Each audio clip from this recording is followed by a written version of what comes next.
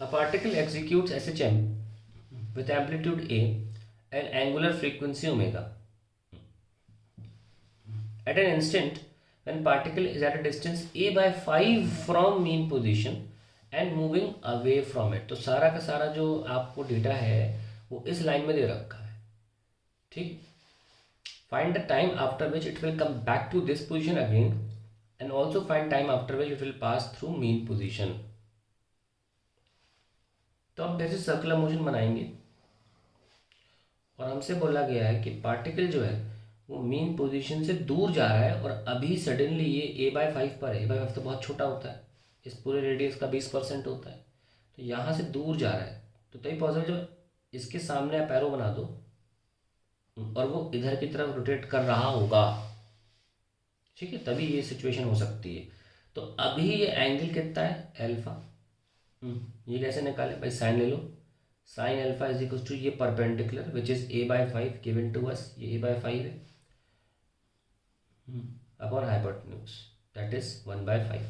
सो आपका एल्फा आ गया sign inverse of 1/5. अब आपको क्या करना है, इसी पोजीशन पे दोबारा आ जाए वो.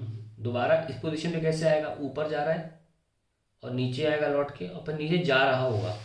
इन्होंने ये नहीं बोला कि ये वेलोसिटी का कुछ वो नहीं दिया है इन्होंने कि वेलोसिटी भी उसी डायरेक्शन में होनी चाहिए जो पहले थी.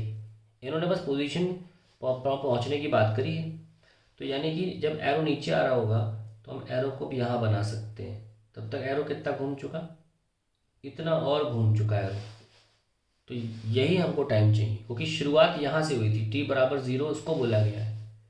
कह रहे यहाँ से सवाल की स्टार्टिंग हुई है और यहाँ वापस उसी पोजीशन पहुँच टाइम कितना लगेगा. तो ये एंगल घूमा थीटा, तो ये भी कितना हुआ, सेम एल्फा ही हुआ जो हमने यहाँ निकाला.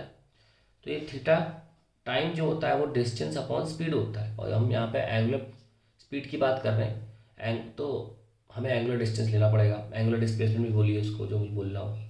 तो ये थीटा कैसे निकलेगा भाई, पूरा तो पाई होता है, उसमें से यहाँ से छोटा एंगल यहाँ से छोटा एंगल हटा दो. 2 sine inverse of 1/5 divide by omega हमें दे रखा है. Omega letter is given to us, that is the answer to the first part. Now अब बोला है also find time after which will pass through mean position. Now this is the mean position, मतलब ये फिर से इन्होंने ये नहीं बोला कि वेलोसिटी का डायरेक्शन क्या होना चाहिए, बस मीन पोजीशन से पास हो जाए तो लौटते में पास हो सकता है. ऐसे में आपको बस यहाँ तक पहुँचना है. तो ये एंगल भी आप काउंट मत करिए, अब आप पूरे पाई में से सिर्फ एक बार ही हटा दो बस स्टार्टिंग का. So pi minus sine inverse of 1/5 divided by omega. तो ये आपका फाइनल आंसर होगा. और अगर वापस पहुँचना है तो आप 2 पाई में से ये इतना सा एंगल हटा के भी लिख सकते हो. क्या अगर थर्ड पार्ट होता कि वापस उसे अपनी इनिशियल पोजीशन पे पहुंचना है या ये वाली मीन पोजीशन पे पहुंचना है तो आप उसमें से हटा सकते हैं. और पूछें कि एग्जैक्टली जहाँ स्टार्ट किया था वहाँ से, तो वो सॉल्व ही क्यों करोगे, वो तो आंसर टाइम पीरियड हो जाएगा ना वहीं पहुँचने के लिए. तो यहाँ के लिए आंसर तो ये आ गया. यहाँ पूछते तो हमें 2 पाई में से एल्फा हटाना पड़ता और एक बार बस केवल, और आंसर हमारा यही होता.